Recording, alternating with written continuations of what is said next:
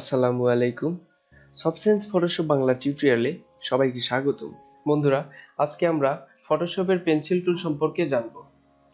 প্রথমে আমরা চলে যাচ্ছি ফটোশপে। ফটোশপ থেকে আমরা প্রথমে পেন্সিল টুলটি সিলেক্ট করে নিব।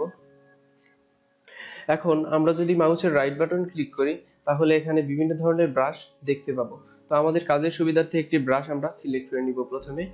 এখন আমরা আমাদের লেখার জন্য যে কালারটি ইউজ করব, ফরগ্রাউন্ড কালার থেকে সেই কালারটি দিয়ে নেব।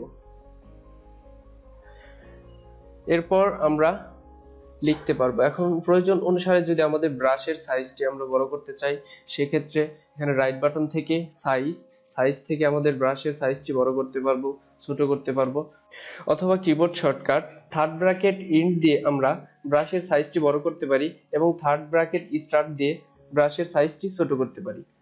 তো এখন আমরা আমাদের ব্রাশের সাইজটি পারফেক্ট করে নিলাম। এখন দেখুন আমরা এখানে লিখতেছি ফ্রি হ্যান্ড রাইটিং এ। কত সুন্দরভাবে আমরা এই টুলটির মাধ্যমে লিখতে পারতেছি। মূলত ব্রাশ টুল এবং পেন্সিল টুলের মধ্যে তেমন কোনো পার্থক্য নেই।